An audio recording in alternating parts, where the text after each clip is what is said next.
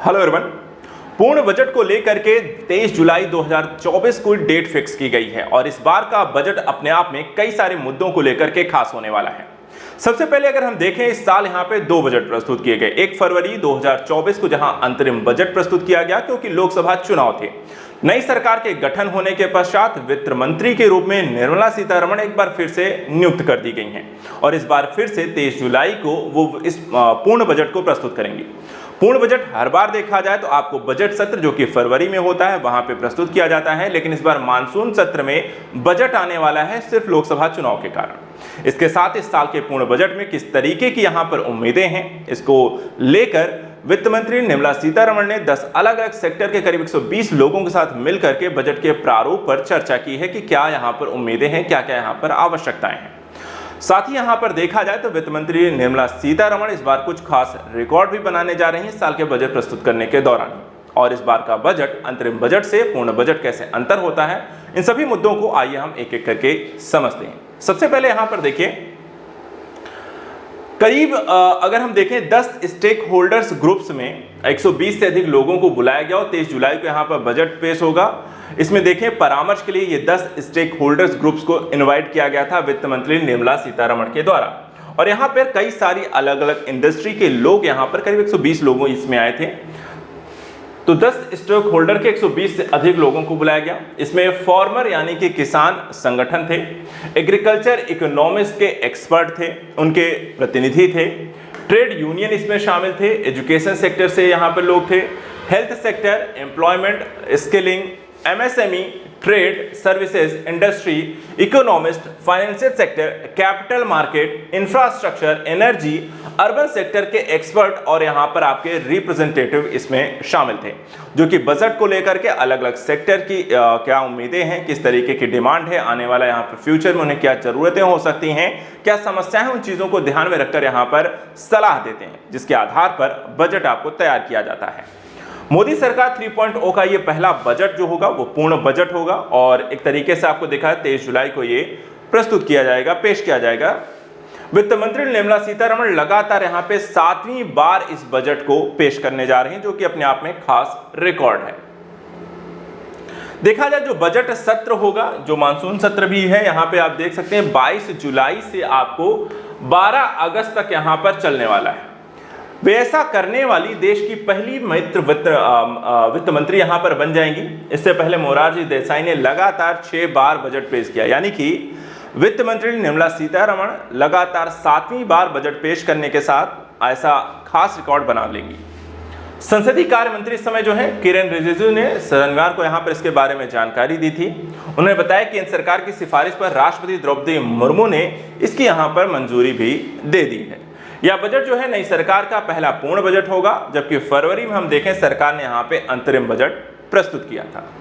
अब बात कर अगर हम करते हैं कि इस साल के बजट यानी कि जो पूर्ण बजट आने वाला है वो अर्थव्यवस्था को यहाँ पर आगे बढ़ाने के लिए किस तरह की उम्मीदें यहाँ पर लगाए बैठे हैं अलग अलग सेक्टर के लोग, क्या उम्मीद यहाँ पर इस बजट से की जा सकती है या किस तरीके घोषणाएं की जा सकती हैं।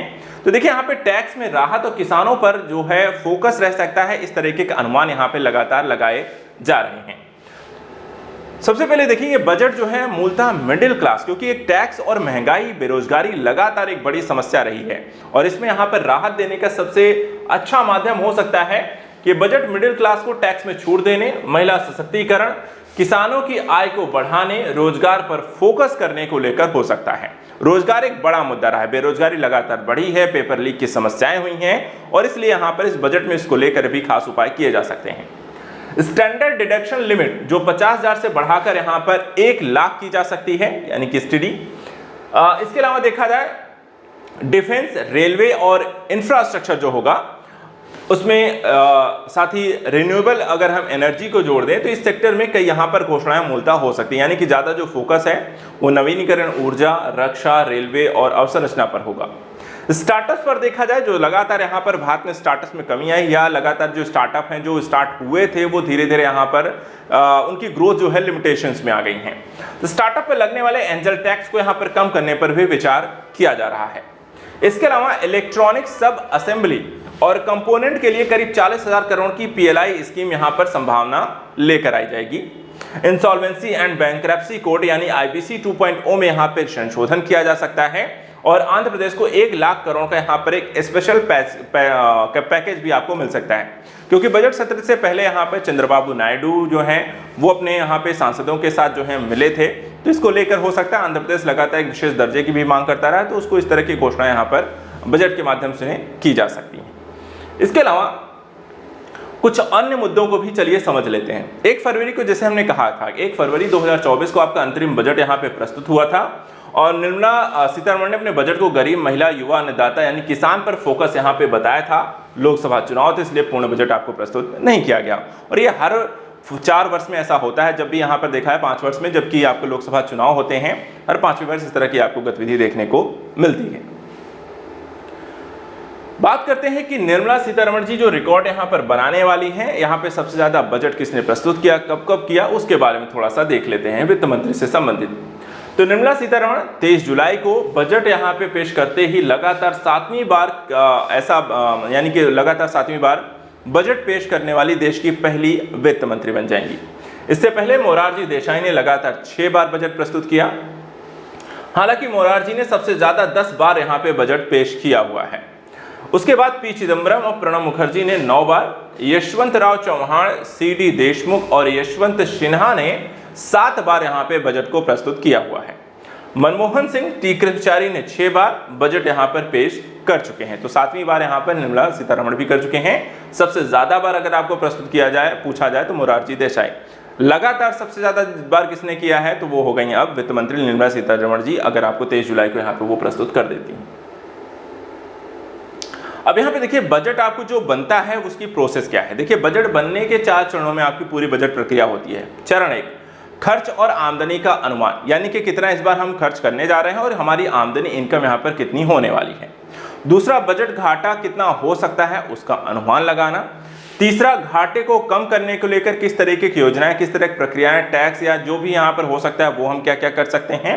और चौथा, बजट प्रस्तुति और उससे संबंधी मंजूरी को मिलना।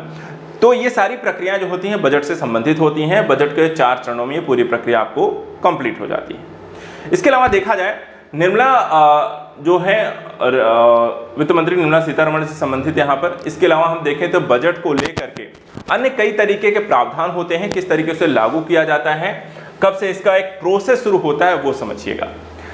होता क्या है, देखिए जब भी बजट आपको प्रस्तुत करना होता है उससे पहले वित्त मंत्रालय के द्वारा एक सर्कुलर जारी करके सभी मंत्रालयों, राज्यों, केंद्र शासित प्रदेशों, स्वायत्त संस्थाओं नए साल के एस्टिमेटेड बजट के बनाने के लिए यहाँ पर कहता है और उन्हें नए साल के लिए अनुमान देने के अलावा पिछले साल के खर्च और आमदनी का ब्यौरा भी देना होता है। तो एक तरीके से सभी विभागों से बजट उनका पूछा जाता है कि भाई आपकी कितना खर्च होने वाला है, कितनी यहाँ पर आपको चीजें चाहिए, क्या है, पिछले साल जो आपको दिया गया था उसमें कितना खर्च हुआ, कितना शेष रह गया, तो पूरा एक डेटा मांगा जाता है हर एक विभाग से।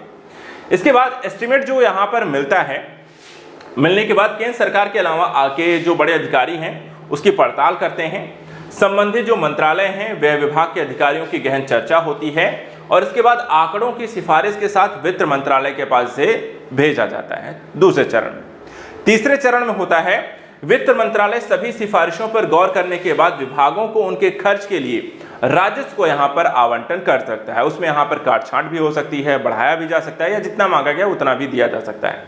राजस्व और आर्थिक मामलों का विभाग हालात की गहराई को समझने के लिए किसानों और छोटे कारोबारियों के प्रतिनिधियों, विदेशी संस्थागत निवेशकों से भी यहाँ पर आपको संपर्क करता है, जैसे कि यहाँ पर इस बार स्टेक होल्डर्स की मीटिंग भी यहाँ पर की गई।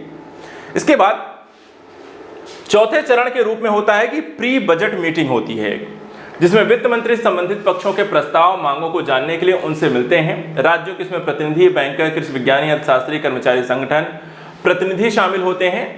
प्री बजट मीटिंग खत्म होने के बाद मंत्रिमंडल सभी मांगों पर अंतिम फैसला लेते हैं। बजट को अंतिम रूप दिए जाने से पहले वित्त मंत्री प्रधानमंत्री से भी यहाँ पर बात करती हैं। तो ये चरण यहाँ पर अब तक आपका पूरा हो चुका है। अब पांचवा और छठा चरण, पांचवें चरण क्या होगा कि बजट पेश होने से कुछ दिन पहले ही आपको एक हलवा सेरेमनी होती है और इस हलवा सेरेमनी में एक बड़ी सी यहाँ पे कढ़ाई तैयार किए जाने वाला हलवा जो होता है वो वित्त मंत्रालय के स्टाफ में बांटा जाता है और इसी के साथ बजट की यहाँ पर छपाई की प्रक्रिया शुरू हो जाती है।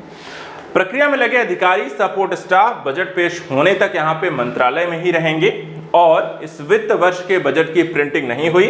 संसद सदस्यों को इसकी सॉफ्ट कॉपी ही यहां पर आपको दी गई है। वित्त मंत्री आम बजट को लोकसभा में पेश करते हैं। 2016 तक यह फरवरी के अंतिम दिन में यहां पर हुआ करता था और इसको फिर परिवर्तित कर दिया गया 2017 से। अब हर साल यहां पे 1 फरवरी को पेश होने लगा है। इस बार देखा जाए जो बजट है सभी दस्तावेजों को यहां पर मोबाइल पर उपलब्ध कराया गया, यानी कि ऑनलाइन यहां पर आपको उपलब्ध कराया गया। कागजी जो प्रक्रिया थी उसे समाप्त किया गया है। कितना यहाँ पे बजट जो है हर साल आपका कितना बढ़ा है, तो पिछले 5 साल में 61% बजट जो है आपका बढ़ चुका है। अब यहाँ पे देख सकते हैं सभी लाख करोड़ रुपए के बजट है, तो यहाँ पे लास्ट जो आपको 2023-24 का बजट था वो करीब 45.03 लाख करोड़ का यहाँ पे बजट था, जो कि पहले आपको देखा जाए 2019-20 के मुकाबले जो 27.84 लाख करोड़ ही था। अब यहाँ पे चलते चलते एक चीज और समझ लेते हैं कि अंतरिम बजट और पूर्ण बजट में मूलतः आपको अंतर होता क्या है। ठीक है, देखिए अंतरिम बजट जो होता है एक अस्थायी व्यवस्था होती है, कुछ समय के लिए होते हैं, एक लिमिटेड टाइम पीरियड कुछ महीनों के लिए होती है। ठीक है, एक अस्थायी व्यवस्था नई सरकार के कार्यभार संभालने तक सरकारी आय व्यय को एक कवर करता है। वहीं अगर हम पूर्ण बजट के बारे में देखें तो एक व्यापक वित्तीय योजना है जिसमें सरकारी आय व्यय आवंटन नीतिगत घोषणाएं के सभी पहलुओं को लगभग 1 साल के लिए यहाँ पर या उससे ज्यादा लंबे समय की कोई प्लानिंग हो सकती है, योजना हो सकती है जो 4 साल के लिए भी प्लान की जा रही है, उसकी यहाँ पे घोषणा की जाती है। इसके अलावा चुनावी वर्ष में लगभग 2 से 4 महीनों की अवधि के लिए ही आपको अंतरिम बजट प्रस्तुत किया जाएगा, जबकि अगर हम देखें पूरे वित्तीय वर्ष यानी कि 1 अप्रैल से 31 मार्च तक के लिए प्रस्तुत किया जाता है आपका पूर्ण बजट।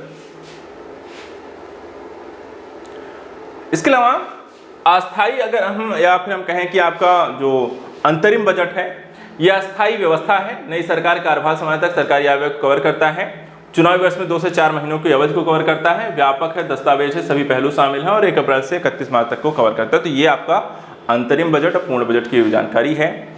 नेक्स्ट वीडियो में बजट से संबंधित जो भी डेवलपमेंट होंगी, जो भी बजट यहाँ पे प्रस्तुत किया जाएगा, तो वहाँ पे बजट के विश्लेषण को लेकर भी हम चर्चा करेंगे।